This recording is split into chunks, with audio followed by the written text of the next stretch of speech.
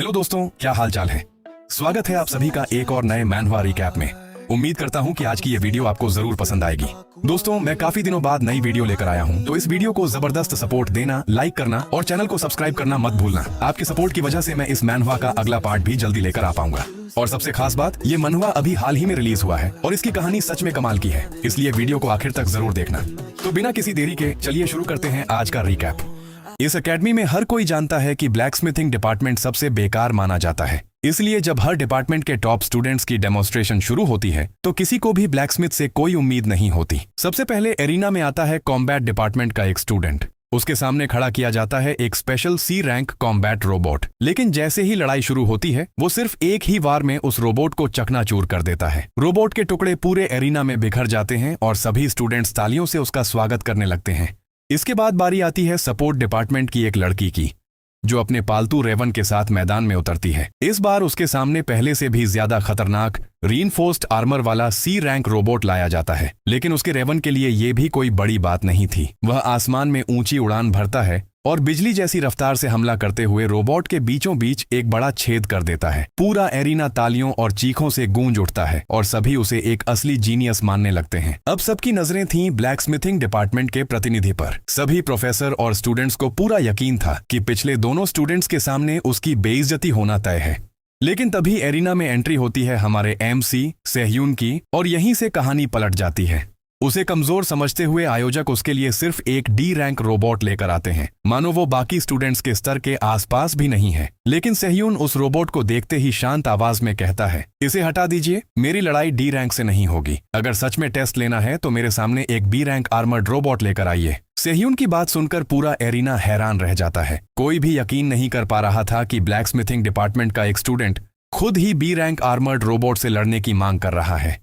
फिर भी उसकी जिद पर वही रोबोट मैदान में उतार दिया जाता है। लड़ाई शुरू होने से पहले सेह्यून अपनी म्यान में रखी तलवार में धीरे धीरे माना भरना शुरू करता है। हैरानी की बात यह थी कि उसकी तलवार, कवच और बाकी सारा इक्विपमेंट उसने खुद अपने हाथों से बनाया था। जैसे ही लोग उसके गियर की क्वालिटी देखते हैं, उनकी आंखें फटी की फटी रह जाती हैं। ऐसा शानदार हथियार तो उन्होंने बड़े बड़े मास्टर्स के पास भी नहीं देखा था।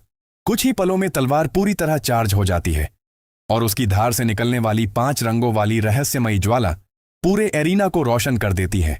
दूसरी तरफ बी रैंक रोबोट भी अपना एनर्जी आर्मर एक्टिवेट कर लेता है, लेकिन सेह्यून के लिए वो भी बेकार था। अगले ही पल वो सिर्फ एक वॉर करता है और उस एक ही स्लैश के साथ रोबोट तो धूल बनकर उड़ ही जाता है, लेकिन उसके साथ एरिना का आधा हिस्सा भी गायब हो जाता है। धूल बैठने के बाद चारों तरफ सिर्फ सन्नाटा था। स्टूडेंट्स, प्रोफेसर्स, यहां तक कि मैच होस्ट भी कुछ बोल नहीं पाता। सबके मन में बस एक ही सवाल था, आखिर ये सेह्यून है कौन? और यहीं से शुरू होती है उसकी असली कहानी। अतीत में ली सेह्यून पूरी दुनिया का सबसे महान ब्लैक स्मिथ था। उसके बनाए हुए हथियार और कवच किसी चमत्कार से कम नहीं थे। लेकिन जब 5 डेमन किंग्स ने इंसानों का सर्वनाश करने के लिए पेरिशिंग को पूरी दुनिया पर छोड़ दिया, तब उसकी कला भी मानवता को बचाने के लिए काफी नहीं थी। इंसानों के सबसे ताकतवर हीरोज ने आखिरी सांस तक लड़ाई लड़ी और आखिरकार डेमन किंग्स को मार गिराया। लेकिन ये जीत भी किसी हार से कम नहीं थी। दुनिया लगभग खत्म हो चुकी थी। ज्यादातर धरती उस भयानक पेरिशिंग सी में समा चुकी थी और चारों तरफ सिर्फ विनाश ही बचा था। उस उजड़ी हुई दुनिया में मानवता का आखिरी ब्लैकस्मिथ ली सेह्यून अकेला खड़ा था। उसके साथ सिर्फ 3 ऐसे हीरोज बचे थे जो मौत के दरवाजे पर खड़े थे। वो भी सिर्फ इसलिए डेमन किंग्स को हरा पाए थे क्योंकि उनके पास सेह्यून के बनाए हुए हथियार और कवच थे। लेकिन अब उनका भी अंत आ चुका था। एक एक करके वे आखिरी सांस लेते हैं और सेह्यून के चारों तरफ बस अनंत तक फैला हुआ पेरिशिंग सी रह जाता है। चारों तरफ तबाही थी और पेरिशिंग सी हर सेकंड उसके करीब आती जा रही थी। लेकिन आखिरी पल तक भी सेह्यून ने एक ब्लैक स्मिथ की तरह सोचना नहीं छोड़ा। उसने अपने ही शरीर से निकले हुए स्पेशल बॉन्ड और का इस्तेमाल किया और अपनी जिंदगी का आखिरी हथियार बनाना शुरू कर दिया, एक रहस्यमयी डैगर।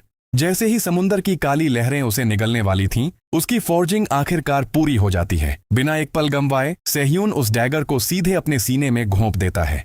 अगले ही पल पेरिशिंग सी उसे पूरी तरह निगल लेती है।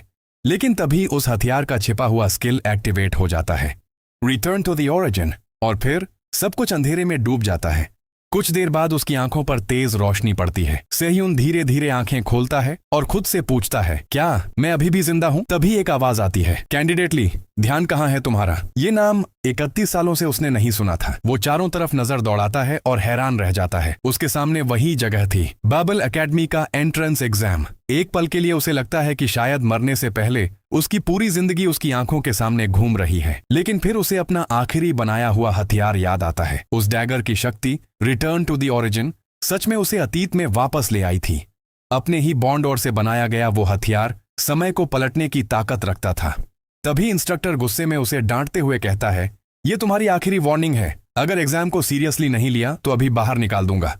सेह्यून धीरे से अपना हथियार उठाता है, लेकिन उसके दिमाग में पुरानी यादें और पछतावे घूमने लगते हैं। वो सोचता है, अगर मैंने पहले कदम उठाया होता, अगर मैंने कुछ फैसले बदल दिए होते तो क्या भविष्य अलग हो सकता था। लेकिन अगले ही पल वो खुद को संभाल लेता है। अब पास्ट के बारे में सोचने का कोई मतलब नहीं है। भगवान ने नहीं, मेरी अपनी बनाई हुई तलवार ने मुझे दूसरा मौका दिया है और इस बार मैं सबको बचाकर रहूंगा। यही सोच उसके चेहरे पर कई सालों बाद एक हल्की सी मुस्कान ले आती है।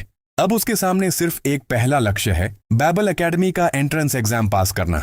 बाकी काम पुराने साथियों को ढूंढना, दुनिया को बचाना और उन 3 लोगों से दोबारा मिलना जिनके साथ उसने आखिरी लड़ाई लड़ी थी, वो सब बाद में होगा। अब सेह्यून बिना समय बर्बाद किए काम पर लग जाता है। पिछले जन्म के दशकों के एक्सपीरियंस ने उसके हाथों को इतना परफेक्ट बना दिया था कि जैसे ही वो फॉर्जिंग शुरू करता है, एग्जाम हॉल में मौजूद प्रॉक्टर की नजर सीधे उसी पर टिक जाती है। प्रोफेसर ध्यान से उसकी हर हरकत देखने लगते हैं। बाहर से देखने पर सेह्यून की हैमरिंग थोड़ी धीमी लग रही थी, लेकिन असल में उसकी हर स्ट्राइक एकदम परफेक्ट रिदम में थी। हर चोट के साथ निकलने वाली साफ और तेज ध्वनि बता रही थी कि ये कोई साधारण छात्र नहीं है। मटेरियल्स को ध्यान से जांचने के बाद प्रॉक्टर मन ही मन मान लेता है कि ये क्राफ्ट्समैनशिप बिल्कुल टॉप टियर है। वहीं असिस्टेंट हान भी उसके काम की क्वालिटी देखकर हैरान रह जाता है। दोनों को पूरा यकीन था कि इतना शानदार पीस तो आराम से एग्जाम पास करवा देगा। लेकिन तभी सेह्यून ऐसा काम करता है जिसे देखकर सबकी आंखें फटी की फटी रह जाती हैं और एक ही झटके में उसे तोड़ देता है। इस नए जीवन में सेह्यून ने ठान लिया था कि वो सिर्फ पास होने के लिए कोई औसत चीज नहीं बनाएगा। उसकी नजर में ऐसा अधूरा काम उसके स्टैंडर्ड्स के लायक ही नहीं था। असिस्टेंट हान गुस्से से आग बबूला हो जाता है। उसे लगता है कि सेह्यून जानबूझकर स्मिथी और एग्जाम की बेइज्जती कर रहा है। लेकिन सेह्यून बिल्कुल शांत आवाज में सिर्फ एक बात कहता है, मुझे इसे दोबारा बनाने का एक मौका चाहिए। हन तुरंत विरोध करने की कोशिश करता है, लेकिन तभी प्रॉक्टर उसे रोक देते हैं। वो साफ कहते हैं कि सेह्यून ने कोई नियम नहीं तोड़ा है, इसलिए उसे रोका नहीं जा सकता। फिर प्रोफेसर सेह्यून की तरफ देखकर कहते हैं, तुम्हारे पास सिर्फ 40 मिनट बचे हैं। लेकिन सेह्यून के चेहरे पर जरा भी घबराहट नहीं थी। वो हल्की सी मुस्कान के साथ जवाब देता है, मैं इतनी मीडियोकर चीज को अपना काम कहकर जमा नहीं कर सकता। उसका आत्मविश्वास देखकर खुद प्रॉक्टर भी प्रभावित हो जाते हैं और उसे शुभकामनाएं देते हैं। हमारा एमसी एक बार फिर फॉर्जिंग शुरू करता है, लेकिन इस बार उसे एक बड़ी परेशानी का एहसास होता है। उसका दिमाग भले ही दुनिया के सबसे महान ब्लैकस्मिथ का हो, लेकिन उसका शरीर अभी भी एक जवान लड़के का था। उसके पास न पहले जैसी फिजिकल स्ट्रेंथ थी और न ही उतना माना। ऊपर से समय भी तेजी से खत्म हो रहा था। सेह्यून समझ जाता है कि अगर उसे इस हालात में जीतना है तो कोई शॉर्टकट ढूंढना होगा। तभी अचानक पूरे हॉल में एक अजीब सी आवाज गूंजती है। सब लोग हैरानी से उसकी तरफ देखने लगते हैं। दूसरे कैंडिडेट्स अपनी आंखों पर यकीन नहीं कर पाते, क्योंकि सेह्यून अपने हाथों से इग्निशन स्टोन्स में सीधे माना इन्फ्यूज कर रहा था। एक स्टूडेंट घबराकर चिल्लाता है, पागल हो गए हो क्या? अगर उन स्टोन्स में आग लग गई तो वो सीधे फट जाएंगे। लेकिन हमारा एमसी सेह्यून किसी की भी चीख पुकार पर ध्यान नहीं देता। वो बिल्कुल शांत चेहरे के साथ उन इग्निशन स्टोन्स को उठाता है और सीधे जलती हुई फौज के अंदर फेंक देता है। अगले ही पल पूरा एग्जाम हॉल अफरा तफरी में बदल जाता है। बाकी कैंडिडेट्स घबराकर पीछे हटने लगते हैं। कोई चिल्लाता है, जल्दी फायर एक्सटिंग्विशर लाओ, तो कोई सोचता है कि अब बहुत बड़ा धमाका होने वाला है। यहां तक कि असिस्टेंट हान भी घबरा जाता है और प्रोफेसर से कहता है, सर उसे अभी रोकिए वरना पूरा स्मिथी उड़ जाएगा। लेकिन प्रॉक्टर की आंखों में जरा भी डर नहीं था। वो शांत आवाज में हन से कहते हैं, घबराओ मत, आग के फ्लो को ध्यान से देखो, एक रूकी की तरह पैनिक मत करो। और तभी सबके सामने एक हैरान कर देने वाला नजारा दिखाई देता है। फौज के अंदर से 5 रंगों वाली एक विशाल अग्नि लपट उठती है, मानो कोई 5 कलर्ड फायर डीमन जन्म ले चुका हो। अलग अलग इग्निशन स्टोन्स की रेजोनेंस से बनी ये हाई टेम्परेचर फ्लेम्स किसी आम ब्लैकस्मिथ के बस की बात नहीं थी। ये एक बेहद हाई लेवल फॉर्जिंग टेक्निक थी जिसमें माना कंट्रोल बिल्कुल परफेक्ट होना चाहिए। सबसे खास बात यह थी कि इसमें बहुत कम माना खर्च होता था, लेकिन हीट कई गुना बढ़ जाती थी। बाकी कैंडिडेट्स बस अवाक होकर उस नजारे को देखते रह जाते हैं। सबको लग रहा था कि फॉर्ज किसी भी पल फट जाएगी, लेकिन उल्टा वो पहले से भी ज्यादा स्टेबल हो चुकी थी। तभी प्रॉक्टर की नजर फॉर्ज में रखे आयरन इनगट पर पड़ती है। उसका रंग धीरे धीरे बदल रहा था। वो तुरंत समझ जाते हैं कि सेह्यून इग्निशन स्टोन रेजोनेंस का इस्तेमाल करके तापमान बढ़ा रहा है और फॉर्जिंग प्रोसेस को कई गुना तेज कर रहा है। उसके चेहरे पर भी पहली बार हैरानी साफ दिखाई देने लगती है। लेकिन फिर वो घड़ी की तरफ देखते हैं। सिर्फ 30 मिनट बचे थे। इतनी शानदार टेक्निक होने के बावजूद उन्हें शक था कि क्या सेह्यून इतनी कम देर में अपना काम पूरा कर पाएगा। उधर सेह्यून लगातार हथौड़ा चलाए जा रहा था, लेकिन अब उसका सबसे बड़ा दुश्मन सामने आ चुका था, उसका अपना शरीर। धीरे धीरे उसका माना खत्म होने लगता है और उसके शरीर को गर्मी से बचाने वाला प्रोटेक्टिव बैरियर भी टूट जाता है। अब उसे फौज की भयानक गर्मी सीधे अपने शरीर पर सहनी पड़ रही थी। उसके हाथ कांप रहे थे, सांसें भारी हो चुकी थीं, लेकिन उसने हथौड़ा चलाना बंद नहीं किया। उसी पल सेह्यून मन ही मन एक कसम खाता है, जैसे ही ये एग्जाम खत्म होगा सबसे पहला काम मैं अपनी फिजिकल ट्रेनिंग शुरू करूंगा। लेकिन अभी आराम करने का समय नहीं था। सेह्यून अपने शरीर की सारी थकान और दर्द को नजरअंदाज करके आखिरी सेकंड तक फॉर्जिंग करता रहता है। आखिरकार इंस्ट्रक्टर की आवाज पूरे हॉल में गूंजती है, टाइम्स अप, सब लोग अपना काम रोक दो। और ठीक उसी पल हमारा एमसी अपनी मास्टरपीस को पूरा कर देता है। उसके हाथों में थी एक शानदार तलवार, 5 कलर्ड फायर ब्लेड। जैसे ही वो पूरी होती है उसे एक यूनिक आर्टिजन स्किल भी मिल जाती है। तलवार की क्वालिटी देखकर पूरा एग्जाम हॉल सन्न रह जाता है। किसी ने भी उम्मीद नहीं की थी कि एक स्टूडेंट इतना परफेक्ट हथियार बना सकता है। जजमेंट मशीन जब ब्लेड का इवैल्यूएशन करती है तो उसके रिजल्ट्स इतने ऊंचे आते हैं कि हर कोई हैरान रह जाता है। सेह्यून तो जैसे ये सब पहले से जानता था।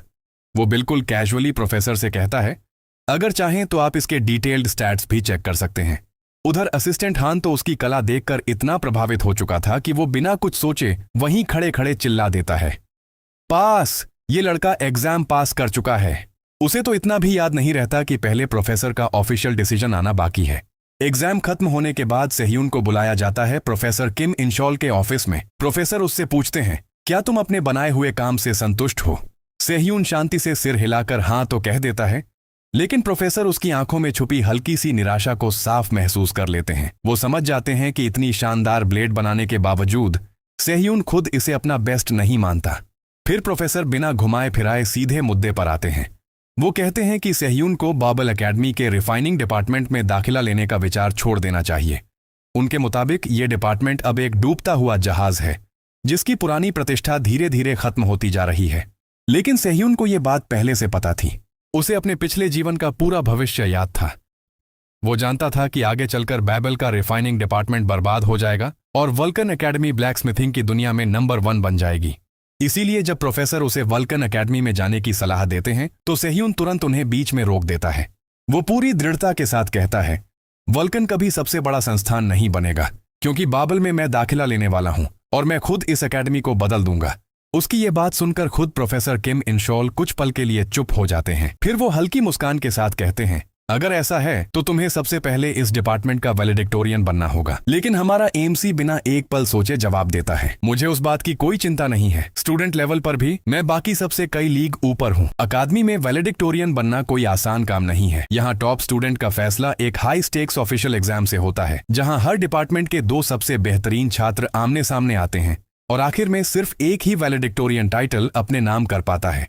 बाबल एकेडमी एक विशाल भूल भुलैया की तरह है, जो 3 मुख्य डिपार्टमेंट्स में बंटी हुई है, कॉम्बैट, सपोर्ट और टेक्नोलॉजी। इन डिपार्टमेंट्स के अंदर दर्जनों मेजर्स और स्पेशलाइजेशंस मौजूद हैं। ऐसे माहौल में वैलेडिक्टोरियन बनना मतलब हर प्रतियोगी को पीछे छोड़कर खुद को the best of the best साबित करना। प्रोफेसर सेह्यून के टैलेंट से काफी इंप्रेस्ड होते हैं। वह इशारों इशारों में उसे वल्कन एकेडमी ज्वाइन करने की सलाह देते हैं, क्योंकि उनकी नजर में इतनी शानदार ब्लैक स्मिथिंग टैलेंट वहीं ज्यादा चमक सकती है। लेकिन सेह्यून अपने फैसले पर अटल रहता है। वह पूरे कॉन्फिडेंस के साथ कहता है कि उसके एडमिशन के बाद बाबल एकेडमी ही नंबर 1 स्कूल बनेगी। उसकी बात सुनकर प्रोफेसर को लड़का थोड़ा एरोगेंट जरूर लगता है, लेकिन साथ ही उसका आत्मविश्वास भी पसंद आता है। आखिर में वह मुस्कुराते हुए सेह्यून की तरफ हाथ बढ़ाते हैं और कहते हैं कि वह उसके भविष्य को देखने के लिए उत्सुक हैं। जैसे ही दोनों हाथ मिलाते हैं, सेह्यून की खास बॉन्ड स्किल एक्टिवेट हो जाती है और प्रोफेसर के साथ लेवल 1 बॉन्ड बन जाता है। सेह्यून बिना समय गंवाए तुरंत उस बॉन्ड को एक्सट्रैक्ट कर लेता है और उसे एक दुर्लभ bond stone, flame bearing iron प्राप्त होता है। यह एक हाई ग्रेड मेटल है जिसकी बनावट लकड़ी जैसी दिखाई देती है। इसकी सबसे खास विशेषता यह है कि यह अपने अंदर फ्लेम्स स्टोर कर सकता है, बाद में अपने अपार्टमेंट में लौटकर सिहून उस मेटल को ध्यान से जांचता है। उसकी क्वालिटी तो शानदार है, लेकिन क्वांटिटी काफी कम है। आखिर बॉन्ड एक्सट्रैक्शन कोई साधारण क्षमता नहीं है। यह एक ऐसी रहस्यमयी शक्ति है जो दो लोगों के बीच बने रिश्ते की गहराई के आधार पर मानो हवा से ही दुर्लभ ऑरीज और मटेरियल्स को जन्म दे देती है। अभी सिहून का बॉन्ड लेवल इतना भी नहीं बढ़ा था कि वह उस दुर्लभ मेटल की पूरी क्षमता का इस्तेमाल कर सके। ऊपर से बाकी फ्रेशमैन स्टूडेंट्स की तुलना में उसके सिस्टम स्टैट्स भी काफी कमजोर थे। एक पल के लिए वह गहरी सांस लेता है, लेकिन उसके चेहरे पर कोई निराशा नहीं होती। आखिर अतीत में वापस लौटने का मौका मिला है। ऐसे में कमजोर स्टैट्स कोई बड़ी कीमत नहीं है। वह खुद को याद दिलाता है कि अभी लालच करने का समय नहीं है। उसके पास भविष्य बदलने के लिए काफी वक्त है। उसका असली लक्ष्य है पैंडेमोनियम को खत्म करना, वही खतरनाक संगठन जिसने सिर्फ मानवता को कुचला ही नहीं था, बल्कि उन 6 डीमन डिविनिटीज को दुनिया में बुलाने के पीछे भी वही मास्टरमाइंड थे जिनकी वजह से पूरी सभ्यता का अंत हो गया था। अगर सिहून उन्हें रोकना चाहता है तो उसे हर संभव तरीका अपनाना होगा। वह किसी भी गलती या भविष्य की घटनाओं को भूलने का जोखिम नहीं उठा सकता। इसी कारण उसकी अगली प्राथमिकता है कोई ऐसा आर्मामेंट या मेमोरी रिलेटेड स्किल हासिल करना जो उसकी यादों को सुरक्षित रख सके। अब उसका पहला लक्ष्य बैबल एकेडमी में एडमिशन पूरा हो चुका था, इसलिए उसकी योजना का सेकंड फेज शुरू होने वाला था। तभी अचानक उसके सामने एक सिस्टम नोटिफिकेशन चमक उठती है। Bond level increased. नई उपलब्धि के साथ एक नया स्किल भी अनलॉक हो जाता है, बॉन्ड इम्प्रिंट। एक हफ्ते बाद आखिरकार बेबल एकेडमी में उसका पहला दिन आ जाता है। अकादमी इतनी विशाल और भव्य थी कि सिहून लगभग रास्ता भटक जाता है। लंबे लंबे गलियारों और अनगिनत इमारतों के बीच घूमते घूमते वह मुश्किल से रिफाइनिंग रूम तक पहुंच पाता है। लेकिन जैसे ही वह क्लासरूम के अंदर कदम रखता है, उसका स्वागत किसी गर्मजोशी से नहीं बल्कि एक कड़क आवाज से होता है। उसके सामने खड़े थे माइकल बार्मिट, बोर्सिपा के वाइस डीन। माइकल बिना एक सेकंड गंवाए सिहून पर बरस पड़ते हैं। उनके अनुसार सिहून देर से आया था और उसका रवैया जरूरत से ज्यादा बेफिक्र लग रहा था। पास खड़े प्रोफेसर किम तुरंत उसकी तरफदारी करने की कोशिश करते हैं। वह याद दिलाते हैं कि अतिरिक्त परीक्षा शुरू होने में अभी पूरे 10 मिनट बाकी हैं, इसलिए तकनीकी रूप से सिहून लेट नहीं है। लेकिन माइकल को इससे कोई फर्क नहीं पड़ता। वह बार बार सिहून के एटीट्यूड और उसकी शांत निश्चिंत वाइब पर सवाल उठाते रहते हैं। इतनी देर से चल रही बहस को देखकर आखिर सिहून समझ जाता है कि प्रोफेसर किम उसे इस जगह से दूर रहने के लिए क्यों कह रहे थे। बात सिर्फ इतनी नहीं थी कि डिपार्टमेंट के स्टैट्स लगातार नीचे जा रहे थे, बल्कि उनका एकेडमी के हायर अप्स के साथ भी सीधा क्लैश चल रहा था। सिहून माहौल थोड़ा फ्रेंडली बनाने के लिए पास खड़े एक स्टूडेंट को ग्रीट करता है, लेकिन सामने से उसे पूरा कोल्ड शोल्डर मिल जाता है। माहौल इतना ऑकवर्ड हो जाता है कि वह खुद भी समझ नहीं पाता क्या बोले। तभी एक महिला आगे आती है और पूछती है कि क्या सभी लोग आ चुके हैं। जैसे ही वाइस डीन उन्हें डीन कहकर बुलाता है, सिहून की आंखें चौड़ी हो जाती हैं। वह उन्हें तुरंत पहचान लेता है। वो कोई और नहीं बल्कि बैबल एकेडमी के बोरिपा डिपार्टमेंट की डीन रियू यूनहा थीं। सिहून हैरान रह जाता है कि इतनी बड़ी पर्सनालिटी यहाँ क्या कर रही है। पिछले जीवन में रियू यूनहा उसकी रेगुलर कस्टमर हुआ करती थीं। वह एक एस रैंक पावर हाउस थीं जिनके पास एक बेहद खतरनाक यूनिक स्किल था। वह आर्मामेंट्स को डिवावर करके अपनी स्ट्रेंथ बढ़ा सकती थीं।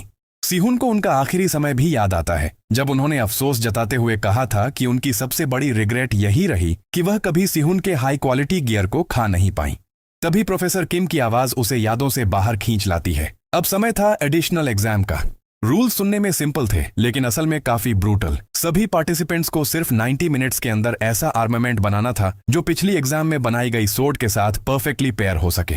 लेकिन असली प्रॉब्लम अभी बाकी थी। इस बार उन्हें नॉर्मल फोर्ज नहीं बल्कि एक एल्केमी स्मिथी का इस्तेमाल करना था। उनके सामने अलग अलग ओआरईज का एक ह्यूज पाइल रखा गया था, जिसमें से सही मटेरियल चुनना भी चैलेंज का हिस्सा था। और ऊपर से प्रेशर को और बढ़ाने के लिए इस एग्जाम के जजेस खुद डीन रियू यूनहा और वाइस डीन थे। सिग्नल बजते ही सिहून ने अपना एप्रन कसकर बांधा और पूरी तरह अल्केमी स्मिथी पर ध्यान केंद्रित कर लिया। उसे पता था कि अगर शुद्ध मना से परफेक्ट रेजोनेंस नहीं बनाया तो एलिमेंटल एनर्जी बेकाबू होकर पूरी प्रक्रिया खराब कर सकती है। लेकिन तभी पीछे से एक ताना सुनाई देता है, क्या सिर्फ मटेरियल्स को घूरने से तुम्हारा मना बढ़ जाएगा? सिहून मुड़कर पूछता है कि क्या बात उससे कही गई है। जवाब में सुनहरे बालों वाला छात्र हांस बार्मेट घमंड से मुस्कुराता है। वहां उसके अलावा और था ही कौन। इससे पहले कि बहस बढ़े, प्रोफेसर किम बीच में आकर हांस को चुप रहने और परीक्षा पर ध्यान देने को कहते हैं। लेकिन हांस की आंखों में साफ दिख रहा था कि वह खुद को सबसे ऊपर समझता है। आखिर वह वाइस डीन माइकल का बेटा था। हांस को सिहून के कम मना लेवल पर बिल्कुल भरोसा नहीं था। दूसरी तरफ उसने बचपन से ही बारे ट्रेनिंग ली थी, जो अल्केमी स्मिथिंग के लिए मशहूर मानी जाती थी। उसकी ताकत इतनी ज्यादा थी कि उसका मना लेवल एक सेकेंड ईयर वैलेडिक्टोरियन के बराबर पहुंच चुका था। आत्मविश्वास से भरा हांस सीधे लैजराइट और हानम जेड उठा लेता है, दोनों ही बेहद उच्च स्तर के वाटर एलिमेंटल ओर्स। उसके चेहरे पर ऐसा भाव था मानो जीत पहले ही उसकी झोली में आ चुकी हो। दर्शक दीर्घा में बैठे डीन रयू यह सब देख रहे थे। प्रोफेसर किम चिंता जताते हुए कहते हैं कि वाटर एट्रीब्यूट ओर्स को फोर्ज करना बेहद मुश्किल होता है, क्योंकि वे आग के प्रति बहुत संवेदनशील होते हैं। एक छोटी सी गलती पूरी स्मिथिंग को नष्ट कर सकती है। लेकिन वाइस डीन माइकल हंस पड़ता है। उसके मुताबिक ये सब पुरानी पीढ़ी की चिंताएं हैं। आधुनिक अल्केमी इन सीमाओं से बहुत आगे निकल चुकी है। प्रोफेसर किम जवाब देते हैं कि चाहे अल्केमी कितनी भी आधुनिक क्यों ना हो जाए, समय अब भी सबसे बड़ा कारक है। किसी भी सिंथेसिस की सफलता कास्टर की क्षमता और गति पर निर्भर करती है। तभी माइकल एक ऐसा दावा करता है जिससे सबके होश उड़ जाते हैं। मेरा बेटा किसी भी ओरे को सिर्फ 30 मिनट में सिंथेसाइज कर सकता है। पहले तो किसी को यकीन नहीं होता, लेकिन जब हांस की रेजोनेंस स्पीड दिखाई देती है तो पूरा हॉल सन्न रह जाता है। उसकी गति एक सामान्य फ्रेशमैन से कई गुना अधिक थी।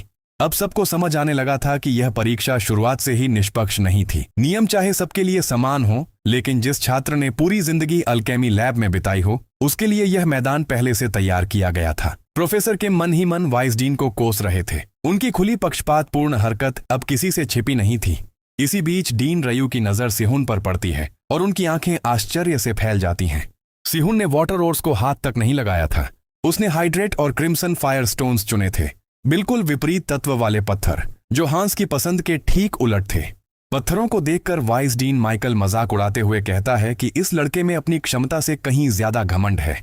यहां तक कि हांस भी हैरान रह जाता है। उसे समझ नहीं आता कि सिहुन ने ये विपरीत तत्व वाले ओर्स सिर्फ विरोध करने के लिए चुने हैं या फिर उसके पास सच में कोई योजना है। हांस की नजर में यह फैसला पूरी तरह बेवकूफी भरा था। सिहुन की मामूली मना क्षमता के साथ क्रिम्सन फायरस्टोन्स को नियंत्रित करना लगभग असंभव था। यह सोचकर हांस आराम से मुस्कुराने लगता है। उसे लगता है कि यह मुकाबला अब बेहद आसान होने वाला है। लेकिन तभी उसकी सोच अचानक रुक जाती है। सिहुन कुछ अजीब करता है। वह अपना नया स्किल बॉन्ड इम्प्रिंट सक्रिय कर देता है। स्किल का उपयोग करते हुए वह फ्लेम बेयरिंग आयरन को अपने दाहिने हाथ पर इम्प्रिंट कर लेता है। अगले ही पल उसका पूरा हाथ नियंत्रित गर्जन करती लपटों से घिर जाता है। हांस इसे देखकर तिरस्कार से हंसता है और इसे एक सस्ता दिखावा समझकर नजरअंदाज कर देता है। लेकिन सिहुन उसकी तरफ देखता तक नहीं। वह पूरी तरह अपने काम में डूब चुका था।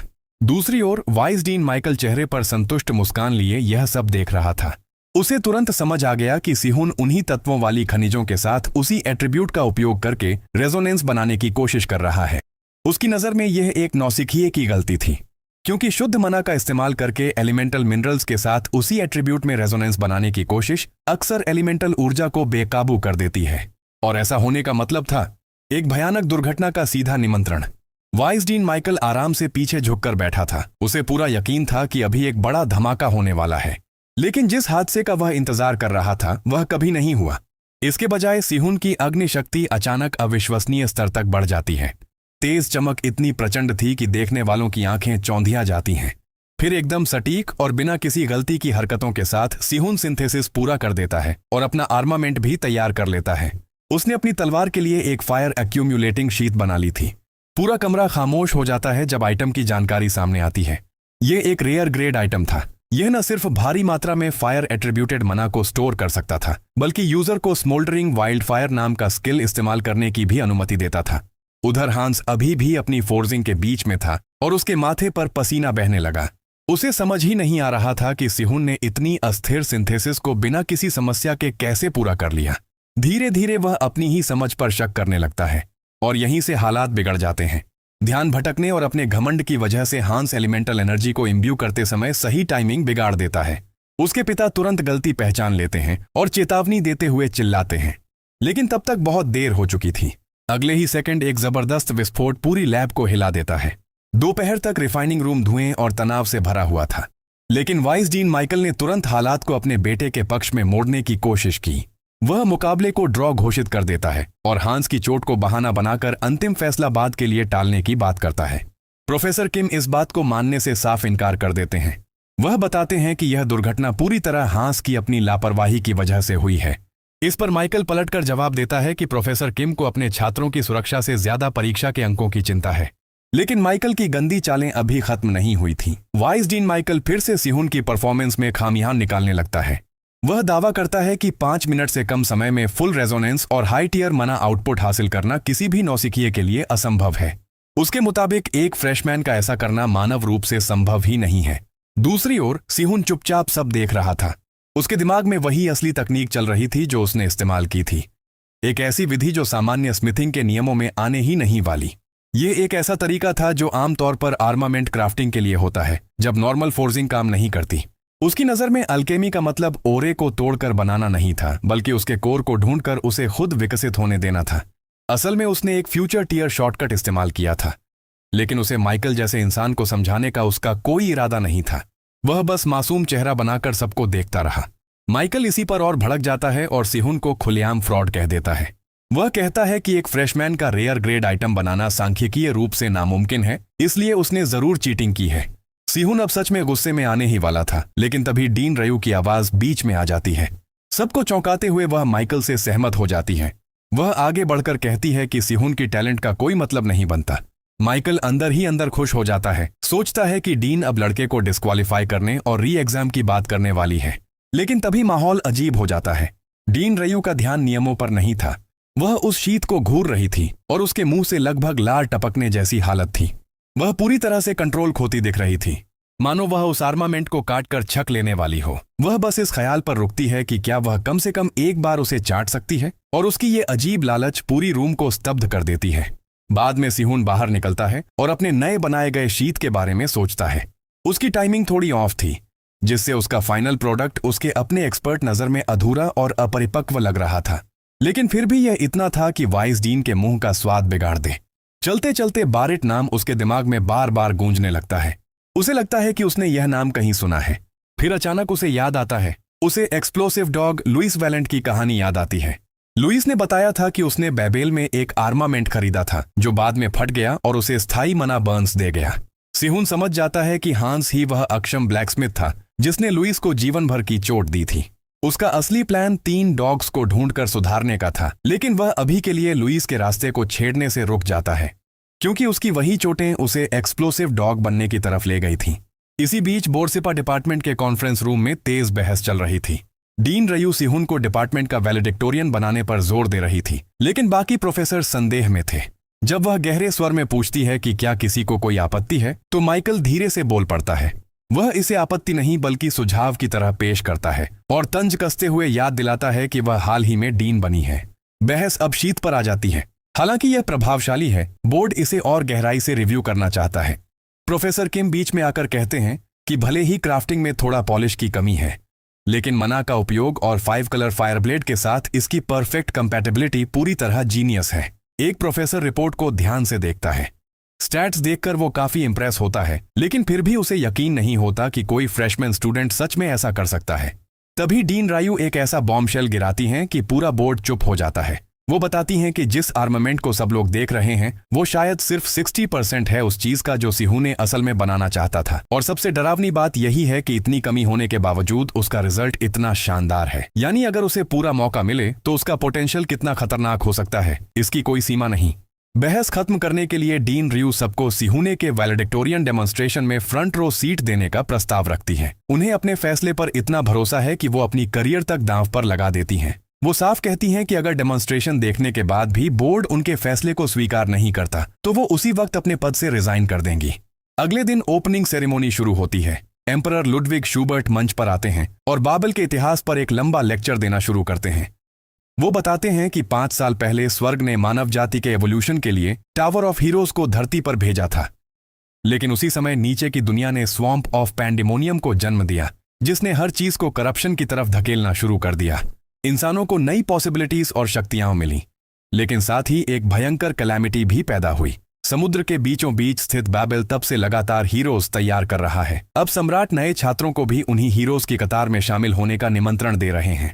साइहोन बूढ़े सम्राट को देखकर पहले ही समझ चुका है कि वो उतने सीधे सादे और नेक इंसान नहीं हैं जितना दुनिया उन्हें समझती है। आखिरकार अनाउंसर वैलेडिक्टोरियन डेमोन्स्ट्रेशन की घोषणा करता है और इस साल के टॉप कैंडिडेट्स को मंच पर बुलाया जाता है। जैसे ही सीहन स्टेज की तरफ बढ़ता है, उसे अपनी पिछली जिंदगी के वो सारे एरोगेंट जर्क्स याद आने लगते हैं। ऐसे लोग जो सिर्फ टॉप स्टूडेंट होने की वजह से खुद को दुनिया का बादशाह समझते थे। लेकिन अब जब वैलेडिक्टोरियन डेमोन्स्ट्रेशन उसकी आंखों के सामने शुरू होने वाला है, तो उसे समझ आने लगता है कि उनमें इतना एटीट्यूड आखिर था क्यों। अनाउंसर चैलेंज के रूल्स समझाता है। सभी कैंडिडेट्स को मैरियोनेट फैक्ट्री ऑटोमेशन मॉडल 9 द्वारा बनाए गए एक गोल्डन यूनिट के खिलाफ लड़ना होगा। ये कोई साधारण प्रैक्टिस डमी नहीं है। इसकी कॉम्बैट परफॉर्मेंस इतनी जबरदस्त है कि ये एक सी रैंक हीरो के साथ भी बराबरी से स्पार कर सकता है। रोबोट को देखते हुए सियाहुन सोचता है कि बिना किसी वेपन के क्या ये मार्शल आर्ट्स भी इस्तेमाल कर सकता है। सबसे पहला डेमोन्स्ट्रेशन कॉम्बैट डिपार्टमेंट के वैलेडिक्टोरियन जेक मायर्स का होता है। उसे देखते ही सियाहुन पहचान लेता है कि ये मशहूर मायर्स फैमिली का तीसरा बेटा है, एक ऐसा क्लैन जो अपनी लेजेंडरी सोर्ड्समैनशिप के लिए जाना जाता है। लेकिन दिलचस्प बात यह है कि जेक की असली ताकत तलवार नहीं बल्कि hand to hand martial arts लगती है। जेक रोबोट के सामने फाइटिंग स्टैंस लेता है और मैच शुरू होते ही गोल्डन यूनिट बिजली की रफ्तार से उसकी तरफ झपट पड़ता है, मगर जेक आराम से अटैक डॉज कर देता है। रोबोट दूसरा वार करता है, लेकिन जेक फिर नीचे झुककर उसे मिस करा देता है। मशीन लगातार हमला करती रहती है और जेक हर बार हल्के कदमों से बच निकलता है। कुछ देर तक यही सिलसिला चलता रहता है, फिर जेक एक कदम पीछे हटता है। उसकी आंखों में देखकर साफ पता चल रहा था कि अब डिफेंसिव खेल खत्म हो चुका है। अचानक वो एक जंगली शिकारी की तरह आगे लपकता है और अपना मुक्का सीधे रोबोट के पेट में दे मारता है। इम्पैक्ट इतना भयानक होता है कि रोबोट की मेटल प्लेटिंग अंदर तक धंस जाती है। पूरे हॉल में सन्नाटा छा जाता है। ऑडियंस की आंखें अविश्वास से फैल जाती हैं। जेक को देखते हुए सीहन को अपनी पिछली जिंदगी याद आती है। तब यही लड़का मुश्किल से अपनी मिड-20s तक जिंदा रह पाया था और ए रैंक हीरो बनकर मर गया था। लेकिन अभी उसके सामने खड़ा जेक कुछ और ही कहानी बता रहा था। ये कोई साधारण प्रतिभा नहीं थी, ये एक once in a decade prodigy था। और यही बात सीहन को सबसे ज्यादा परेशान करती है। इतना असाधारण टैलेंट रखने वाला इंसान आखिर इतनी कम उम्र में कैसे मर गया। लेकिन जेक सिर्फ एक पंच मारकर रुकने वालों में से नहीं था। रोबोट लड़खड़ाने ही वाला था कि जेक तुरंत दूसरा हमला कर देता है। इस बार इम्पैक्ट इतना जबरदस्त होता है कि पूरी मशीन छोटे छोटे टुकड़ों में बिखर जाती है। मेटल के पीसेस पूरे अरीना में उड़ने लगते हैं। जेक गहरी सांस छोड़ता है और हल्की मुस्कान के साथ मजाक करता है कि अब जाकर उसका शरीर थोड़ा वार्म अप हुआ है। अनाउंसर भी कुछ पल के लिए शॉक में पड़ जाता है, लेकिन फिर तुरंत खुद को संभालकर उसकी तारीफ शुरू कर देता है। एक ऐसी ऑटोमेशन जिसके पास सी रैंक हीरो जितनी कॉम्बैट पावर हो, उसे सिर्फ रॉ स्ट्रेंथ से डिस्ट्रॉय कर देना कोई मामूली बात नहीं थी। ऐसे प्रदर्शन के बाद बाकी कैंडिडेट्स पर प्रेशर आना बिल्कुल स्वाभाविक था। लेकिन अगली वैलेडिक्टोरियन को देखकर सियाहुन समझ जाता है कि शायद उस पर इसका कोई असर नहीं पड़ने वाला। अब बारी थी सपोर्ट डिपार्टमेंट की टॉप स्टूडेंट इनु एरिका की। उसे देखते ही सियाहुन की आंखें हल्की सिकुड़ जाती हैं। वो जापान की 3 महान फैमिलीज में से एक इनु फैमिली की सबसे बड़ी बेटी थी। बचपन से ही स्पॉटलाइट में रहने की आदत थी, इसलिए ऑडियंस की हजारों निगाहें भी उसे जरा सा नर्वस नहीं कर सकती थीं। अपनी पिछली जिंदगी में सियाहुन उसे अच्छी तरह जानता था। वो आगे चलकर एक एस रैंक हीरो बनी थी और उसके पास एक मिथिक ग्रेड आर्मामेंट भी था। लेकिन उसका अंत बेहद दुखद रहा। किसी समय बाद करप्शन ने उसे निगल लिया था। वो एक भयानक मैग में बदल गई थी और आखिरकार उसके अपने परिवार को ही उसे मारना पड़ा था। उस याद को सोचकर सियाहुन मन ही मन फैसला करता है कि उससे जितना हो सके दूरी बनाकर रखेगा। वो किसी ऐसे इंसान के साथ उलझना नहीं चाहता था जिसका भविष्य इतना खतरनाक होने वाला हो। लेकिन जैसे ही उसके मन में ये ख्याल आता है, एरिका अचानक पीछे मुड़कर उसकी तरफ देखती है। उनकी नजरें एक पल के लिए मिलती हैं, फिर बिना कुछ कहे वो आगे बढ़ जाती है। इस बार उसके सामने जो मॉडल 9 खड़ा था वो पहले वाले से अलग था। उसके पूरे शरीर पर भारी आर्मर लगा हुआ था और उसकी डिफेंसिव कैपेबिलिटी पहले रोबोट से लगभग 1.5 गुना ज्यादा थी। एरिका शांत भाव से अपनी कमर पर बंधा एक छोटा सा पिंजरा खोलती है। अंदर से एक छोटा पक्षी बाहर निकलता है। उसी क्षण उसकी एक आंख रहस्यमयी रोशनी से चमकने लगती है। वो पक्षी की तरफ देखते हुए धीरे से आदेश देती है, गो। अगले ही पल वह पक्षी एक तीखी चीख के साथ आसमान में उड़ जाता है। रोबोट अपनी पोजीशन लेता है और उसे देखकर साफ लग रहा था कि उसे तोड़ना आसान नहीं होगा। यह मॉडल 9 खास तौर पर डिफेंस स्पेशलाइजेशन के लिए बनाया गया था। उसकी भारी आर्मर प्लेटिंग और मजबूत संरचना उसे एक बेहद कठिन ओपोनेंट बना रही थी। लेकिन एरिका के चेहरे पर जरा भी चिंता नहीं दिखती। अचानक उसका क्रो हवा में अजीब तरह से चमकने लगता है। उसका शरीर फैलने लगता है, मेटल प्लेट्स उभर आती हैं और कुछ ही सेकंड में वह एक विशाल मैकेनिकल बीस्ट में बदल जाता है। उसके पंजे भाप छोड़ते हुए रेजर शार्प ब्लेड्स जैसे चमक रहे थे, जबकि पूरा शरीर भारी आर्मर से ढका हुआ था। मैकेनिकल क्रो बिजली की रफ्तार से आगे बढ़ता है। रोबोट प्रतिक्रिया भी नहीं कर पाता। सिर्फ 1 सेकंड, बस 1 सेकंड में वह बीस्ट रोबोट के आर पार निकल जाता है। रोबोट के सीने में एक विशाल छेद बन जाता है और उसकी सिस्टम्स तुरंत बंद हो जाती हैं। वो वहीं खड़ा खड़ा निष्क्रिय होकर गिर पड़ता है। फिर मैकेनिकल बीस्ट वापस सिकुड़ने लगता है और दोबारा एक साधारण क्रो बनकर उड़ते हुए एरिका के कंधे पर आ बैठता है। अनाउंसर उत्साह से चिल्ला उठता है। वो गर्व से घोषणा करता है कि एरिका ने एक सी रैंक डिफेंसिव रोबोट को वन शॉट कर दिया है। यह सुनते ही पूरा हॉल तालियों और शोर से गूंज उठता है। ऑडियंस पूरी तरह पागल हो चुकी थी, लेकिन इस शानदार प्रदर्शन का एक और असर था। अब सीहन पर दबाव पहले से कहीं ज्यादा बढ़ चुका था। अगर वह सिर्फ अपनी स्वॉर्ड दिखाकर वापस चला गया तो शायद लोग उसे स्टेज से उतरते वक्त ही बू करना शुरू कर देंगे। तभी अनाउंसर उसका नाम पुकारता है। पूरा हॉल उसकी तरफ देखने लगता है। वो शांत कदमों से आगे बढ़ता है। उधर डेमोन्स्ट्रेशन के सुपरवाइजर के रूप में बैठे एम्परर लुडविग शूबर्ट हल्की मुस्कान के साथ टिप्पणी करते हैं। उनके अनुसार इस साल डिपार्टमेंट वैलेडिक्टोरियंस का लेवल असाधारण रूप से ऊंचा था। काफी समय हो चुका था जब रिफाइनिंग डिपार्टमेंट ने कोई वैलेडिक्टोरियन पैदा किया हो। ऐसे में उन्हें लगता है कि सियाहुन के ऊपर दबाव पहाड़ जैसा होगा। लेकिन दूसरे सुपरवाइजर रायू युन्हा बस चुपचाप उसे देख रही थीं। उनकी आंखों में एक ऐसा भरोसा था जो किसी और को समझ नहीं आ रहा था। उन्हें पता था कि असली शो अब भी शुरू भी नहीं हुआ है। कॉम्बैट डिपार्टमेंट और सपोर्ट डिपार्टमेंट के धमाकेदार प्रदर्शन ने ऑडियंस को पहले ही एक्साइटमेंट के चरम पर पहुंचा दिया था। ऐसे माहौल में सीहन धीरे धीरे आगे बढ़ता है और अपनी सोड को शीत से बाहर निकालता है। धातु की चमक पूरे अरीना में फैल जाती है। भीड़ में तुरंत फुसफुसाहट शुरू हो जाती है। कई छात्र अपनी आंखों पर यकीन नहीं कर पाते। एक फ्रेशमैन के हाथ में रेयर ग्रेड वेपन देखना अपने आप में चौंकाने वाली बात थी, लेकिन हैरानी के साथ साथ शक भी था। लोग सोच रहे थे, ठीक है, हथियार तो रेयर है, लेकिन क्या एक ब्लैकस्मिथ सच में जेक और एरिका जैसे मॉन्स्टर्स की बराबरी कर सकता है? ऑडियंस के बीच उठती इन शंकाओं को सुनकर एक आदमी चुपचाप मुस्कुरा देता है। वो था माइकल। उसकी नजर लंबे समय से डीन की कुर्सी पर थी, और अगर सीहुन आज यहां असफल हो जाता तो यही मौका उसके लिए सबसे बड़ा हथियार बन सकता था।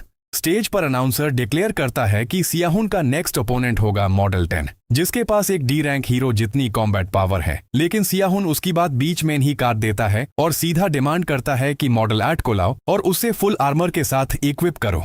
ये सुनते ही अनाउंसर के होश उड़ जाते हैं, क्योंकि मॉडल 8 इतना पावरफुल है कि कुछ सिचुएशंस में बी रैंक हीरोज के अटैक्स भी सर्वाइव कर सकता है, और अब सीहिन उसे आर्मर्ड वर्जन में मंगा रहा था। अनाउंसर बहाना बनाने लगता है कि इतनी जल्दी ऐसा मॉडल प्रिपेयर करना पॉसिबल नहीं है। अंदर ही अंदर वो सोच रहा था कि क्या ये लड़का डेमोन्स्ट्रेशन को बर्बाद करना चाहता है। तभी अचानक प्रोफेसर किम एंट्री मारते हैं और वही फुली आर्मर्ड मॉडल 8 लेकर स्टेज पर आ जाते हैं, जिसे सियाहुन ने रिक्वेस्ट किया था। अब अनाउंसर के पास मैच स्टार्ट करने के अलावा कोई ऑप्शन नहीं बचता। प्रोफेसर किम मस्कुरेट हुए कहते हैं, गो वाइल्ड, और सीहुन भी हाइप के हिसाब से परफॉर्म करने के लिए तैयार था।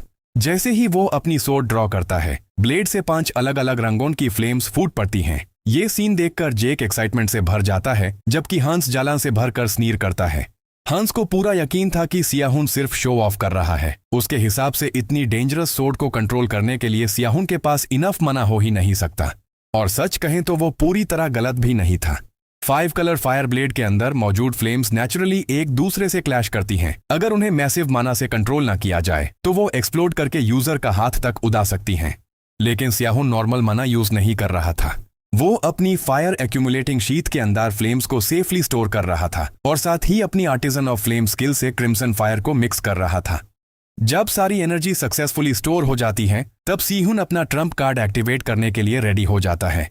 वाइल्ड फायर, एक ऐसी टेरिफाइंग स्किल जो कंप्रेस्ड माना को एक ही पल में डेटोनेट करके विनाशकारी पावर रिलीज करती है। सियाहुन एक ही स्ट्राइक में 5 कलर डीमंस की सारी एनर्जी को फोर्सफुली डेटोनेट कर देता है। जैसे ही उसकी सोर्ड मॉडल 8 से टकराती है, एक मैसिव एक्सप्लोजन पूरे अरीना को हिलाकर रख देता है। धुंध और स्मोक इतनी ज्यादा फैल जाती है कि कुछ पल के लिए किसी को कुछ दिखाई ही नहीं देता। जब स्मोक धीरे धीरे क्लियर होती है, सियाहुन ड्रामेटिक एक्सप्रेशन के साथ सोचता है, शायद मैंने थोड़ा ज्यादा ही कर दिया। और सच में उसका अटैक किसी डिजास्टर से कम नहीं था। अरीना के फ्लोर पर उसकी स्ट्राइक का एक गिगेंटिक डिस्ट्रक्शन मार्क बना हुआ था, जो डोर तक स्ट्रेच कर रहा था। ये देखकर हर कोई शॉक में जम जाता है। अनाउंसर भी कुछ सेकंड्स तक स्टन्ड रहता है, फिर होश में आते ही पैनिक मोड में कंस्ट्रक्शन सपोर्ट टीम को सेंट्रल ऑडिटोरियम में तुरंत पहुंचने का ऑर्डर देता है। और इसी एक्सप्लोसिव परफॉर्मेंस के साथ mid term evaluation demonstration officially शुरू हो जाती है। परफॉर्मेंस खत्म होने के बाद सियाहुन को सीधा डीन्स ऑफिस में बुलाया जाता है। कुछ देर बाद रियू युन्हा भी ऑफिस में एंटर करती है। वो हल्का सा सिग लेकर डिले के लिए अपोलोजाइज करती है क्योंकि यूज अरीना में सियाहुन के क्रिएट किए हुए कंप्लीट डिस्ट्रक्शन को क्लीन अप करवाने में काफी टाइम लग गया था। ये सुनते ही सियाहुन भी ऑकवर्डली अपॉलॉजी दे देता है। वो मान लेता है कि शायद यूज अपनी पावर पर थोड़ा और कंट्रोल रखना चाहिए था, लेकिन उसकी एक्सपेक्टेशन के ऑपोजिट रियो युनहा यूज दांतने के लिए नहीं बुलाई थी। वो कुछ इंपॉर्टेंट बोलने ही वाली होती है कि अचानक उसके स्टमक से एक लाउड ग्राउल निकाल जाता है। ऑफिस में एक सेकंड के लिए ऑकवर्ड साइलेंस छा जाता है और यूजुअली कॉन्फिडेंट डीन का फेस एम्बैरेसमेंट से रेड हो जाता है। लेकिन रेड हेयर डीन ज्यादा देर तक टॉपिक को अवॉइड नहीं करती। वो सीधा सियाहुन की आंखों में देखकर एक शॉकिंग ऑफर रख देती है। मैं तुम्हारी ब्लेड और शीथ को मार्केट प्राइस से 10 गुना ज्यादा देकर खरीदना चाहती हूँ। ये ऑफर सुनते ही सियाहुन कंप्लीटली स्टन्ड रह जाता है। उसका दिमाग अभी भी इस इनसेन डील को प्रोसेस करने की कोशिश कर ही रहा था कि तभी एक सिस्टम नोटिफिकेशन उसके सामने अपीयर होती है। उसने ऑफिशियली रियो युनहा के साथ एक बॉन्ड एस्टैब्लिश कर लिया था। ये देखकर सियाहुन और भी ज्यादा शॉक्ड हो जाता है क्योंकि अपनी प्रीवियस लाइफ में उसे रियो युनहा को कई बार पावरफुल आर्मामेंट्स फीड करने पड़े थे। टैब जाकर उनके बीच कनेक्शन बना था। बाहर से देखा जाए तो सियाहुन पोलाइटली डीन का शुक्रिया अदा करता है, लेकिन अंदर ही अंदर उसके दिमाग में कुछ और ही चल रहा था। उसने तुरंत अपनी बॉन्ड एक्सट्रैक्शन स्किल एक्टिवेट कर दी और रियो युनहा के साथ बने नए बॉन्ड का फायदा उठाया और जैकपॉट लग गया।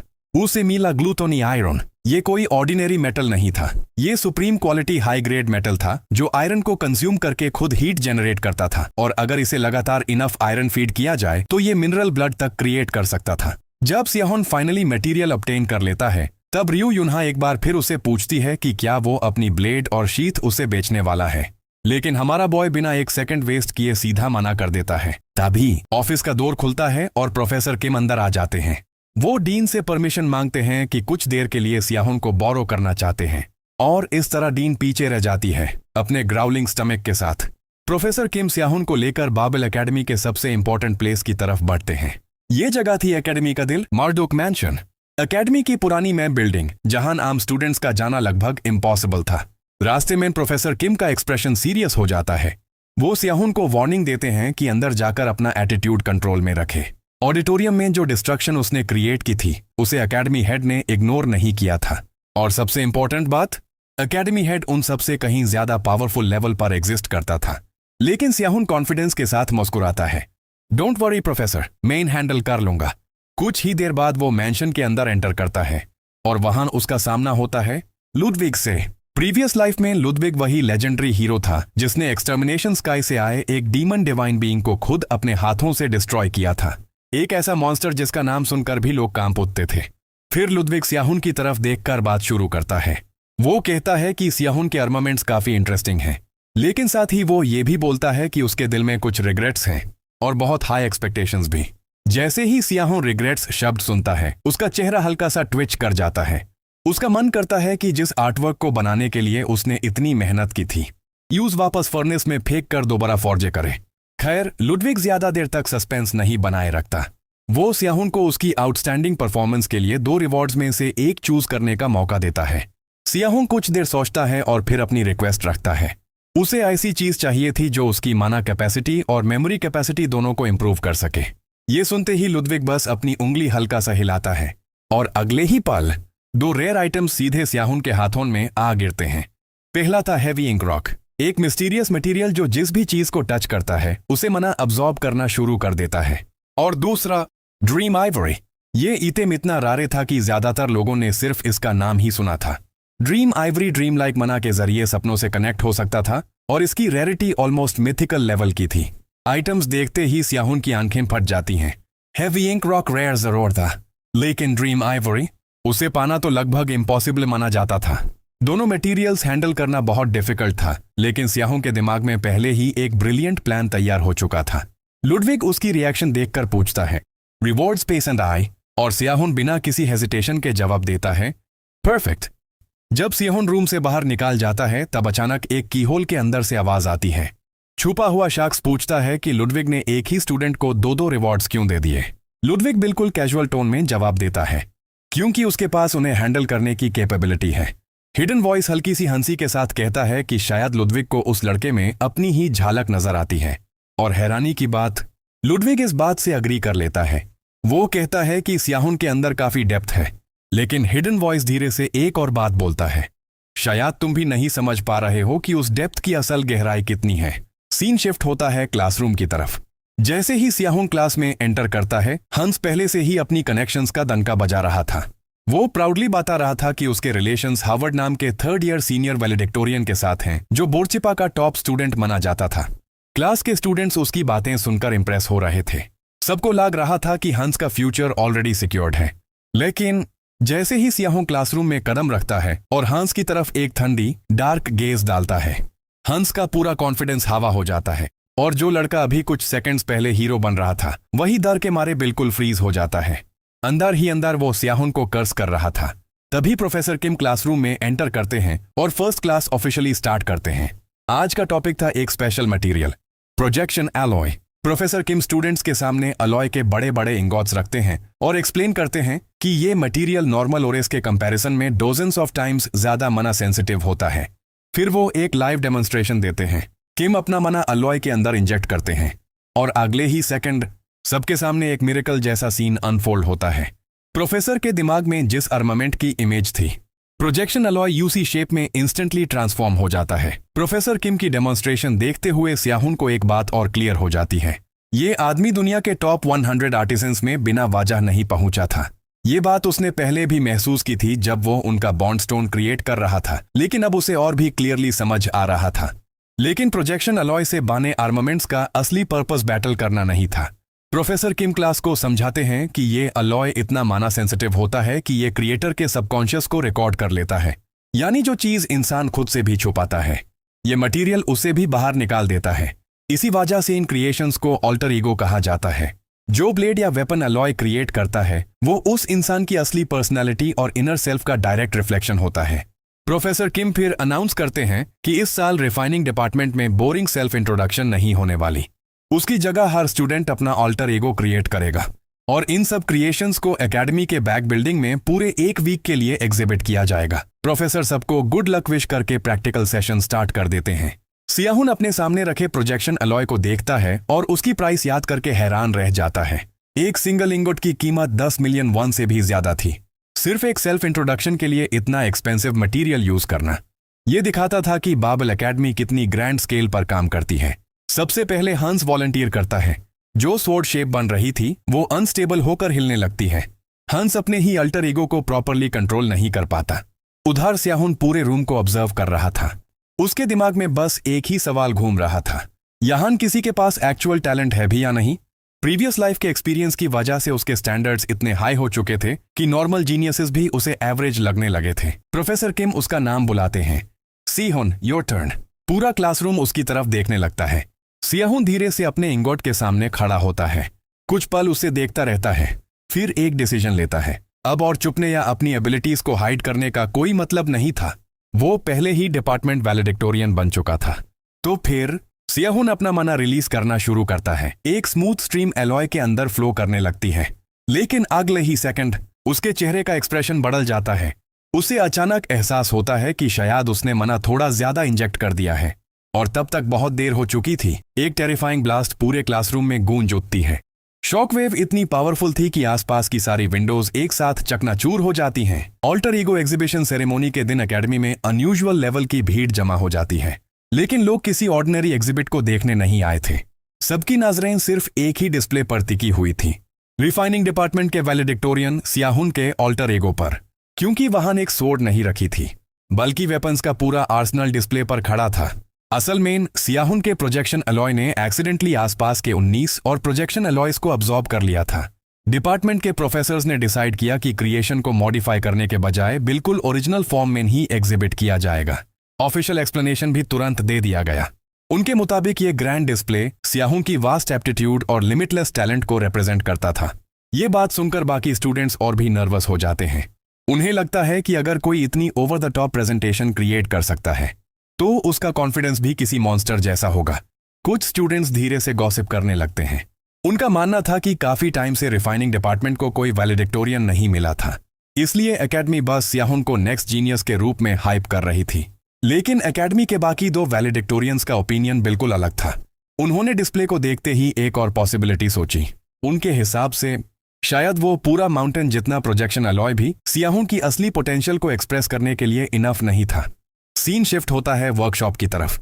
उधर सियाहुन अपने फॉर्जिंग सेशन में इतना डीपली फोकस था कि उसकी हर मूवमेंट परफेक्ट लग रही थी। उसके स्ट्राइक्स में इतनी प्रिसीजन थी कि 0.01 सेकंड की भी एरर मार्जिन नहीं बच रही थी।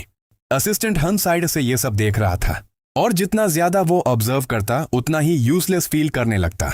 आखिर वो ऐसे स्टूडेंट को क्या सिखा सकता था। सियाहुन की स्किल्स ऑलरेडी उस लेवल पर पहुंच चुकी थी जहां नॉर्मल ट्यूटरिंग का कोई मतलब नहीं बनता था। सियाहुन को गाइड करने के बजाय वो दूसरे स्टूडेंट्स के पास चला जाता है। कम से कम उन्हें तो डेमोन्स्ट्रेशन की जरूरत थी। आखिर क्लास खत्म हो जाती है, वर्कशॉप धीरे धीरे खाली होने लगती है, लेकिन सियाहुन वही खड़ा रहता है। उसकी नजर उन ब्लैड्स पर टिक जाती है जो उसने अभी फॉर्ज की थी। कुछ सेकंड्स तक वो चुपचाप उन्हें देखता रहता है। वो अपना हैमर उठा लेता है। उसका इरादा साफ था, वो अपनी ही क्रिएशंस को तोड़ने वाला था। तभी असिस्टेंट हन की आवाज पीछे से गूंजती है, वेट, क्या तुम सच में उन्हें डिस्ट्रॉय करने वाले हो? हन हैरान होकर उससे रोकता है। वो सजेस्ट करता है कि ब्लेड्स को संभाल कर रखे, क्योंकि इस वीक के स्मिथिंग प्रोजेक्ट के बाद सब स्टूडेंट्स को अपने फिनिश्ड प्रोडक्ट्स सबमिट करने होंगे और बाबल एकेडमी का सपोर्ट सिस्टम भी इसी पर डिपेंड करता था। जितने ज्यादा वेपन्स बाहर मार्केट में सक्सेसफुली सेल होते, उतना ही ज्यादा बजट और रिसोर्सेज कैडेट्स को मिलते। हन फिर सियाहुन की तरफ देखकर एक और सवाल पूछता है। उसे समझ नहीं आ रहा था कि इतनी इनक्रेडिबल क्रिएशंस फॉर्ज करने के बाद भी सियाहुन इतना डिसैटिस्फाइड क्यों था। क्या प्रॉब्लम उसकी मना कैपेसिटी थी? सिहुन आखिर मान लेता है कि दिक्कत उसकी बॉडी में ही है। उसे अब हैवी इंक रॉक के साथ ट्रेनिंग शुरू करनी है, लेकिन उसकी मौजूदा स्टेमिना इतनी नहीं कि वो उस खतरनाक मटेरियल को सही तरीके से संभाल सके। तभी हान उसे एक आइडिया देता है। वो कहता है, सिर्फ फिजिकल ट्रेनिंग पर क्यों निर्भर हो रहे हो, बफ्स का इस्तेमाल करो। ये बात सुनते ही सिहुन के दिमाग में बल्ब जल जाता है। अपनी पिछली जिंदगी में उसने कभी इस तरीके के बारे में सोचा तक नहीं था, लेकिन अभी उसकी हालत ऐसी है कि यही सबसे अच्छा रास्ता लगता है। अगर वो बफ्स का सहारा ले तो अपनी कमजोर बॉडी के बावजूद हैवी इंक रॉक को फोर्ज कर सकता है। सिहुन हान को धन्यवाद देता है। हान थोड़ा शर्माते हुए बात टालने की कोशिश करता है, लेकिन तभी सिहुन भी उसे एक सलाह दे देता है। वो कहता है, फोर्जिंग के समय अपनी पूरी मना मत खर्च किया करो, सिर्फ 70% मना इस्तेमाल करो और अपनी ताकत को एक ही पॉइंट पर फोकस करो। ये सुनकर हान पूरी तरह हैरान रह जाता है। उसके दिमाग में बस एक ही सवाल घूम रहा था, एक फ्रेशमैन मुझे मना मैनेजमेंट का लेक्चर कैसे दे गया? दूसरी तरफ बाइबेल अकादमी बाकी जगहों से बिल्कुल अलग है। यहाँ छात्रों को पूरी आजादी दी जाती है। वे किसी भी डिपार्टमेंट की क्लास ले सकते हैं या चाहें तो एक ही सेमेस्टर में ढेर सारे कोर्स भी उठा सकते हैं। लेकिन इस फ्रीडम के साथ एक बड़ा रिस्क भी है। अगर कोई छात्र 3 बार अपने ग्रेड्स बनाए रखने में फेल हो जाए तो उसे सीधे अकादमी से निकाल दिया जाता है। सिहुन इस मौके का पूरा फायदा उठाने का फैसला करता है। वह ट्रेन पकड़कर यूआर स्टेशन की तरफ निकल पड़ता है, जहां स्थित है डिपार्टमेंट ऑफ सोर्सरी। लेकिन जैसे ही वह स्टेशन पर उतरता है, उसकी मुलाकात अचानक एरिका और उसके बॉडीगार्ड से हो जाती है। एरिका का एक बॉडीगार्ड चिढ़कर सिहुन से कहता है, रास्ते से हटो, तुम पाथ ब्लॉक कर रहे हो। लेकिन सिहुन जरा भी नहीं हिलता। वह ठंडी नजर से उसे देखते हुए जवाब देता है, मूव तो तुम्हें होना चाहिए। गार्ड का चेहरा गुस्से से लाल हो जाता है, लेकिन एरिका बीच में बोल पड़ती है और पूछती है कि वह आखिर जा कहां रहा है। सिहुन बताता है कि वह डिपार्टमेंट ऑफ सॉर्सरी देखने जा रहा है। उसका प्लान एक माइनर कोर्स लेने का है ताकि वह बफ्स सीख सके और अपनी फिजिकल एबिलिटीज को बढ़ा सके। यह सुनकर बॉडीगार्ड और भी इरिटेटेड हो जाता है जब एरिका खुद उसे डिपार्टमेंट तक ले जाने की पेशकश कर देती है, जबकि उसे एक इंपॉर्टेंट गैदरिंग में जाना था। फिर भी वह सिहुन के साथ चल पड़ती है। रास्ते में एरिका उससे पूछती है कि उसे माइनर की जरूरत क्यों है।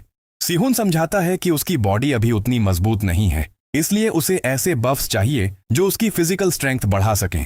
एरिका उसे बैरियर आर्ट्स सीखने की सलाह देती है। सिहुन तुरंत कहता है, लेकिन बैरियर आर्ट्स तो आमतौर पर डिफेंस के लिए इस्तेमाल होते हैं। एरिका मुस्कुराते हुए जवाब देती है, टेक्निक का इस्तेमाल यूजर पर डिपेंड करता है। अपनी बात साबित करने के लिए वह एक एनवलप निकालती है और उस पर बैरियर फॉर्मूला एक्टिवेट कर देती है। फिर वह सिहुन को चैलेंज देती है, इसे फाड़ कर दिखाओ। सिहुन एनवलप को फाड़ने की कोशिश करता है, लेकिन वह टस से मस नहीं होता। पहले उसे लगता है कि एरिका ने शायद पेपर की ड्यूरेबिलिटी बढ़ा दी है, लेकिन कुछ सेकंड बाद उसे एहसास होता है कि मामला कुछ और ही है। वह गौर से एनालाइज करता है और समझ जाता है कि पेपर की ओरिजिनल प्रॉपर्टीज बिल्कुल नहीं बदली हैं। असल में बैरियर केवल तभी हार्डन होता है जब उस पर कोई स्ट्रॉन्ग फोर्स अप्लाई की जाए। यह देखकर सिहुन की आंखें चमक उठती हैं। यह टेक्निक स्मिथिंग के लिए ऑलमोस्ट परफेक्ट थी, क्योंकि फॉर्जिंग में बेहद डेलिकेट कंट्रोल की जरूरत पड़ती है। एरिका कहती है कि इतनी कॉम्प्लेक्स फॉर्मूला को सीखने के लिए उसे किसी प्रोफेसर की गाइडेंस लेनी पड़ेगी। लेकिन तभी सिहुन एनवलप को ध्यान से देखने लगता है और अचानक उसे वह फॉर्मूला अजीब तरह से फेमिलियर महसूस होने लगता है। एरिका अभी उसे अपने फैमिलीज बैरियर कॉम्पोजिशन प्रोफेसर से मिलवाने की बात शुरू ही करती है कि उसके शब्द बीच में ही रुक जाते हैं। उसकी आंखें सदमे से फैल जाती हैं, क्योंकि अगले ही पल सिहुन आराम से एनवेलोप को बीच से फाड़ देता है। और सबसे डरावनी बात यह नहीं थी कि उसने एनवेलोप फाड़ दिया। सिहुन ने सिर्फ उस सीक्रेट बैरियर फॉर्मूला को समझा ही नहीं था, उसने उसे वहीं खड़े खड़े डिसमेंटल भी कर दिया। काम खत्म होने के बाद वह एरिका को मदद के लिए धन्यवाद देता है और बिल्कुल कैजुअली कहता है, कभी साथ में खाना खाने चलते हैं और अपने इन लैकीज को भी साथ ले आना। यह सुनते ही पीछे खड़े बॉडीगार्ड्स का खून खौल उठता है। वे तुरंत उसकी तरफ बढ़ने लगते हैं, लेकिन एरिका उन्हें रोक देती है। वह चुपचाप सिहुन की दूर जाती हुई पीठ को देखती रहती है। उसकी आंखों में इस बार गुस्सा नहीं, बल्कि एक गहरी क्यूरियोसिटी थी। फिर वह सिहुन से कहती है, डिनर नहीं, मैं तुम्हें एक इनविटेशन दूंगी। सिहुन कुछ पल के लिए हैरान रह जाता है, लेकिन बिना कुछ कहे आगे बढ़ जाता है। थोड़ी देर बाद एरिका उसे यूआर डिपार्टमेंट ऑफ सॉर्सरी तक लेकर पहुंचती है, लेकिन वहां पहुंचने से पहले ही एकेडमी का गॉसिप नेटवर्क फुल स्पीड पर चल चुका था। कुछ स्टूडेंट्स दावा कर रहे थे कि दोनों के बीच कुछ रोमांटिक चल रहा है, तो कुछ लोग कह रहे थे कि उन्हें कई बार लेट नाइट एग्जीबिशंस में साथ देखा गया है। दूसरी तरफ हॉर को पूरा यकीन था कि एरिका के मन में सिहुन के लिए कोई रोमांटिक फीलिंग्स नहीं है। अगर ऐसा होता तो अब तक उनके बीच बॉन्ड एस्टेब्लिश हो चुका होता। असलियत यह थी कि सिहुन यहाँ क्लासेस ज्वाइन करने नहीं, बल्कि प्लेसमेंट टेस्ट देने आया था। किसी भी कोर्स के लिए अप्लाई करने से पहले उसे यह टेस्ट क्लियर करना जरूरी था। एरिका उसे बैरियर कॉम्पोजिशन टेस्टिंग साइट तक ले जाती है, लेकिन जगह को देखकर सिहुन पूरी तरह कंफ्यूज्ड हो जाता है। चारों तरफ ऐसा लग रहा था जैसे कोई पुराना खंडहर हो। वह सोचने लगता है, क्या यहाँ ट्रेजर हंट होने वाली है या फिर किसी हिडन बैरियर के पीछे कुछ छुपाया गया है। चलते चलते वह सीधे सिक्योरिटी बैरियर के आर पार निकल जाता है, और मजे की बात, उसे खुद पता भी नहीं चलता कि उसने एंट्रेंस टेस्ट पास कर लिया है। जब इंस्ट्रक्टर उसे कैजुअली बताता है कि वह ऑलरेडी फर्स्ट फेज क्लियर कर चुका है, तब सिहुन खुद हैरान रह जाता है। उधर कुछ समय पहले प्रोफेसर रॉबर्ट पेरी, जो बैरियर कॉम्पोजिशन के प्रोफेसर थे, उन्होंने एक अजीब अफवाह सुनी थी। अफवाह यह थी कि एरिका ने सिहुन में खास दिलचस्पी लेनी शुरू कर दी है। एरिका के एक लैकी ने तो प्रूफ के तौर पर उसकी तस्वीर तक दिखा दी थी। जब प्रोफेसर ने सारी रिपोर्ट्स और डेटा देखी, तब उन्हें समझ आया कि एरिका अचानक बेसिक लेक्चर्स में क्यों दिखाई देने लगी है। उसके सिर्फ लेक्चर अटेंड करने भर से एप्लीकेंट्स की संख्या 3 गुना बढ़ चुकी थी। लेकिन असली सिरदर्द अभी बाकी था। स्थिति और ज्यादा कॉम्प्लिकेटेड तब हो गई जब इनुवे फैमिली से एरिका के बड़े भाई ने भी उसी बेसिक लेक्चर में सीट की रिक्वेस्ट भेज दी। अब वापस वर्तमान में प्रोफेसर रॉबर्ट पेरी की दिलचस्पी सबसे ज्यादा एक ही बात में थी, सिहुन ने आखिर सोल लैब्रिंथ को पार कैसे कर लिया। यह कोई साधारण बैरियर नहीं था, यह ऐसा इल्यूजन टाइप बैरियर था जो इंसान की सेंसेस को डिस्टॉर्ट कर देता था, जिससे लोग रास्ता भटक जाते थे और बार बार उसी जगह घूमते रहते थे। हालांकि यह बेसिक लेवल का टेस्ट माना जाता था, लेकिन किसी इनएक्सपीरियंस्ड स्टूडेंट के लिए इसे पहचानना भी मुश्किल था। और सिहुन ने तो उसे नोटिस तक नहीं किया, वह सीधे उसके आर पार निकल गया। यही बात प्रोफेसर को सबसे ज्यादा परेशान कर रही थी। कुछ देर बाद वह सभी छात्रों को दूसरे टेस्ट के लिए तैयार होने को कहते हैं। सेकंड टेस्ट का नियम काफी सिंपल था। सभी छात्रों को एक बैरियर तोड़कर उसके अंदर मौजूद प्योर माना निकालना था। जिसकी स्पीड जितनी बेहतर होगी, उसका स्कोर उतना ऊंचा होगा।